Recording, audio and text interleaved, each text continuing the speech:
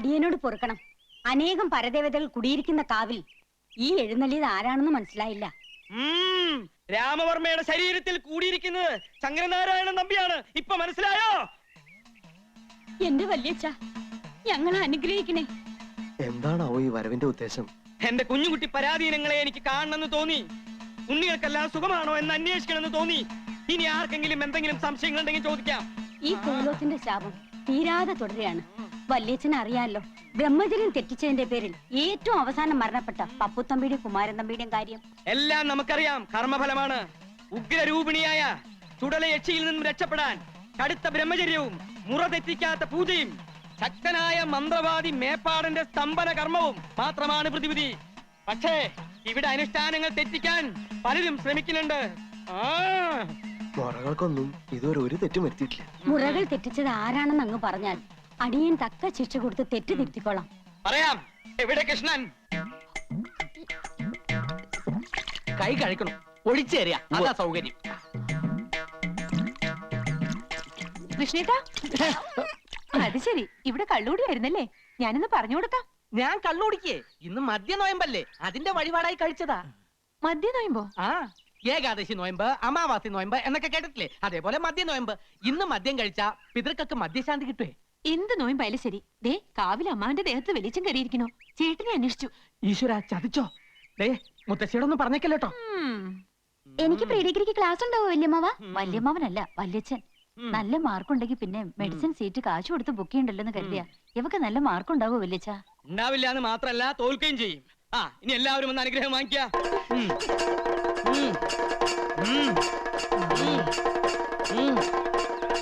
നീ എവിടെയായിരുന്നു? വല്യച്ഛൻ നിന്നെ അന്വേഷിക്കുകയായിരുന്നു. അനുഗ്രഹം വാങ്ങിക്കുക. എന്താ അകന്ന് നിൽക്കണേ? അടുത്ത് വരിക. വല്യച്ഛന് പോകാൻ സമയമില്ലേ? ഇനി അടുത്ത ആഴ്ച വരുമ്പോ അനുഗ്രഹം മേടിക്കാം. കുഞ്ഞിക്കാവിനോട് ഞാൻ പറഞ്ഞില്ലേ ഇവിടെ ചിലത് അനുഷ്ഠാനങ്ങൾ തെറ്റിക്കുന്നുവെന്ന്. ഇയാളെ കുറിച്ച് നമുക്ക് ചിലത് പറയാനുണ്ട്. ഇങ്ങോട്ട് മാറിക്ക. നമ്മുടെ ജ്ഞാനദൃഷ്ടിയിൽ ചിലത് വെളിപ്പെട്ട് കഴിഞ്ഞു. അത് കേട്ട് നിങ്ങൾ ആരും ഞെട്ടരുത്. നാം ആരാണെന്ന് മനസ്സിലായോ? കാലിന്റെ മുടന്ത് കണ്ടില്ലേ? ഇത് ചെറിയച്ഛനാ. എന്റെ ഭദ്രകാളി, ചെറിയച്ഛൻ വല്ലാതെ കോപിച്ചിരിക്കുകയാണല്ലോ. ഇപ്പൊ ഞങ്ങൾ എന്താണാവോ ചെയ്യേണ്ടത്? ജീവിച്ചിരിക്കുമ്പോൾ തന്നെ ഈ വല്യച്ഛൻ എന്റെ ശത്രുവായിരുന്നു. ഇപ്പൊ എന്റെ ആത്മാവ് കുടിയിരിക്കുന്ന എന്റെ കൃഷ്ണനെ തള്ളി പറഞ്ഞാൽ ഞാൻ സഹിക്കില്ല. ഈ വല്യച്ഛൻ ചെറിയച്ഛനോട് മരിച്ചതിന് ശേഷവും പക തീർക്കുകയാണ്. എന്നോട് കളിച്ചാൽ എല്ലാത്തിനെയും ഞാൻ സംഹരിക്കും. ഈ വല്യച്ഛനോട് ആരാ സംഹരിക്കാൻ? മുത്തശ്ശി, ഞാൻ എവിടെയാണ്? ഓർമ്മയില്ലാതെ എന്തൊക്കെ എന്റെ ദേഹത്ത് എന്തോ കൂടിയ പോലെ. അമ്മാവാ, അല്ല വലിച്ച പുറക്കണേ. തൽക്കാലം ഞാൻ നിന്നെ വിട്ടിരിക്കണു. കരിക്ക് കൊണ്ടുവരിക.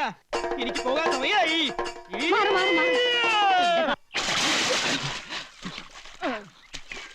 എടാ, നിന്റെ ദേഹത്ത് ചെറിയച്ചൻ കേറി എന്ന് പറയുന്നതിൽ എനിക്ക് സ്വല്പം സംശയമുണ്ട്. അതെന്താ അമ്മാവാ അങ്ങനെ പറയണേ?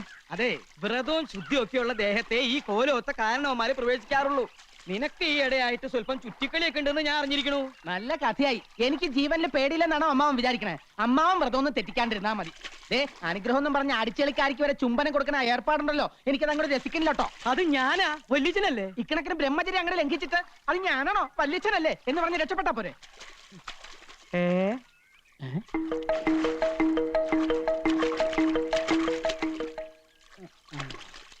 കണ്ടോ, സ്ത്രീകളെ കാണുമ്പോൾ ഈ നോട്ടം തന്നെ ശരിയല്ല.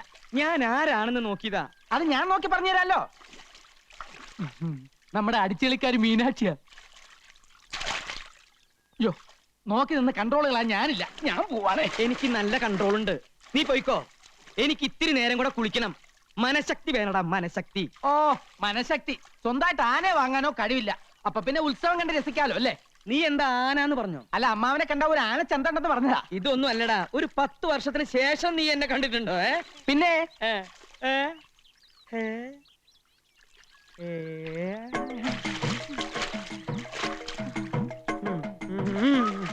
മനഃശക്തി തരണേ.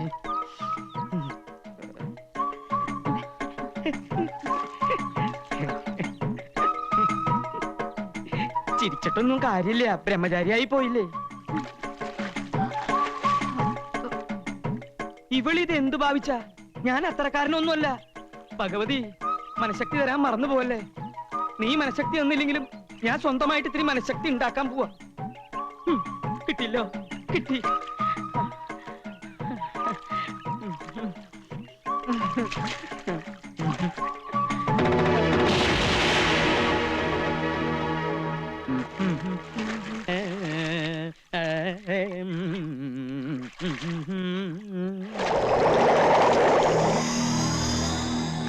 മീനാക്ഷി, മീനാക്ഷി, ഒന്ന് പൊങ്ങു മീനാക്ഷി. എനിക്ക് പ്രഷർ ഉള്ളതാ. ടെൻഷൻ ഉണ്ടാക്കല്ലേ. പൊങ്ങു മീനാക്ഷി. നീ ഏതാ? എന്നെ അറിയില്ലേ? ഞാനിവിടുത്തെ ദാസിപ്പെണ്ണ. ദാസിപ്പെണ്ണോ? ആ, അപ്പൊ മീനാക്ഷിയല്ലേ അവിടെ കുളിച്ചോണ്ടിരുന്നത്? മീനാക്ഷി പോയല്ലോ. അതല്ലേ ഞാൻ തമ്പുരാന്റെ അടുത്തേക്ക് വന്നത്. ഇപ്പൊ ഇവിടെ ഞാനും തമ്പുരാനും മാത്രമേ ഉള്ളൂ. എനിക്ക് തമ്പുരാന് വലിയ ഇഷ്ടാ. നിന്നെ കണ്ട ഒരു ദാസിപ്പെണ്ണാണെന്ന് പറയില്ല. മംഗല്യ സൗഭാഗ്യം ഉണ്ടായിരുന്നെങ്കിൽ നിന്നെ ഞാൻ തമ്പുരാട്ടിയാക്കിയാലേ. എങ്കിൽ അതെന്റെ ഭാഗ്യ. ദേ, സന്ധ്യാസമയത്ത് ഇങ്ങനെ ഒറ്റയ്ക്കൊന്നും ഇറങ്ങി നടക്കരുത്. ഇവിടെ സർവത്ര കുഴപ്പങ്ങളാ. എനിക്ക് പേടിയൊന്നുമില്ല. പേടിക്കണം. ദുരാത്മാക്കള് പലതും അലഞ്ഞു നടക്കണ സ്ഥലാ ഇത്. മരണത്തെ പേടിച്ചേ പറ്റൂ. മരണത്തെ എനിക്ക് പേടിയില്ലല്ലോ. അതെന്താ? ഒത്തിരി വർഷങ്ങൾക്ക് മുൻപ് ഞാനൊന്ന് മരിച്ചതാ. എന്താ പറഞ്ഞേ? തമ്പുരാൻ എന്ന് കുഞ്ഞാ, ഓർമ്മ കാണില്ല. എല്ലാവരും കൂടി ഒരിക്കൽ എന്നെ ജീവനോടെ ചിതയിൽ വെച്ച് കൊന്നതാ.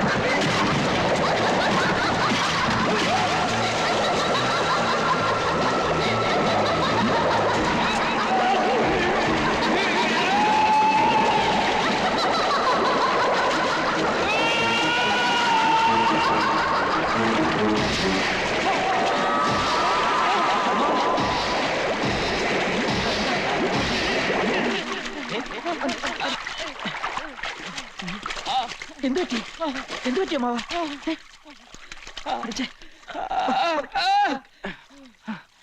എന്താ എന്താ ഇവിടെ ഒരു ബഹളം? എന്തു പറ്റി എന്റെ രാമന്? അയ്യോ കൃഷ്ണ, എന്താ പറ്റിയേ?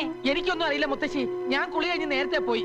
പക്ഷെ അമ്മാവൻ കുളിക്കുമ്പോ തൊട്ടപ്പുറത്ത് നിന്ന് ദാസി പെണ്ണുങ്ങൾ കുളിക്കുന്നുണ്ടായിരുന്നു. ഇനി ദുർബല നിമിഷത്തിലെ ബ്രഹ്മചര്യം വല്ലതും. ചതിച്ചോ ഭഗവതി? പണിക്കരെ, ഉടനെ മേപ്പാടന വരുത്തുക.